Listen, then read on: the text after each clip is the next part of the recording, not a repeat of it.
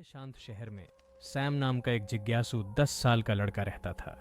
एक बरसात की दोपहर अपनी दादी की अटारी की खोज करते समय उसे एक पुरानी धूल भरी किताब मिली जिसका शीर्षक था दूसरी तरफ से फुसफुसाहटें। उत्सुक होकर सैम ने इसे नीचे ले जाकर पढ़ने का फैसला किया। पन्नों को पलटने पर उसे पता चला कि किताब में आत्माओं और उनसे संवाद करने के तरीके के बारे में कहानियां हैं।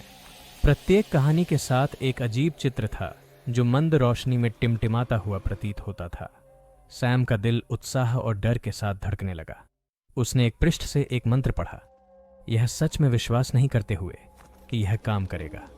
अचानक कमरा ठंडा हो गया और एक हल्की हवा चली। उसके सामने एक छायादार आकृति दिखाई दी, लंबे बालों और उदास अभिव्यक्ति वाली एक भूतिया लड़की। उसका नाम लिली था। लिली ने समझाया कि वह दशकों से किताब में फंसी हुई है, किसी ऐसे व्यक्ति की तलाश में है जो उसे शांति पाने में मदद करे। उसने खुलासा किया कि वह अपने खोए हुए लॉकेट की तलाश कर रही थी जिसमें उसके परिवार की तस्वीर थी। इसके बिना वह जीवन के बाद नहीं जा सकती थी। सैम ने डर और करुणा का मिश्रण महसूस किया। वह उसकी लॉकेट खोजने में मदद करने के लिए सहमत हो गया, ये उम्मीद करते हुए कि यह उसकी आत्मा को मुक्त कर देगा। लिली ने उसे पिछवाड़े में एक पुराने ओक के पेड़ की ओर इशारा किया जहां उसे विश्वास था कि यह दफन हो सकता है। उस शाम एक टॉर्च और दृढ़ संकल्प के साथ सैम अंधेरे यार्ड में चला गया। हवा पत्तियों से सरसराहट कर रही थी जब वह प्राचीन पेड़ के पास पहुंचा। उसने उसकी जड़ों के चारों ओर खुदाई की, उत्साहित और भयभीत दोनों महसूस कर रहा था। कुछ समय बाद उसकी उंगलियां ठंडी और धातु की चीज से टकराईं। लिली का लॉकेट।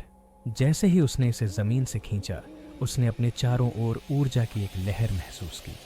अंदर लौटने पर सैम ने लॉकेट को लिली तक पहुंचाया। उसकी आंखें कृतज्ञता से चमक उठीं जब उसने उसे उससे लिया।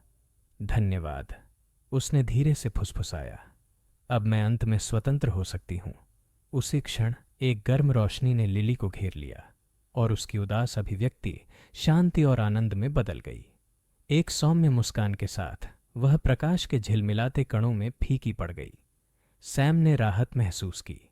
उसने एक खोई हुई आत्मा को शांति पाने में मदद की थी। उस दिन से उसने किताब को अपनी शेल्फ पर अपनी साहसिकता और करुणा के महत्व की याद दिलाने के रूप में रखा।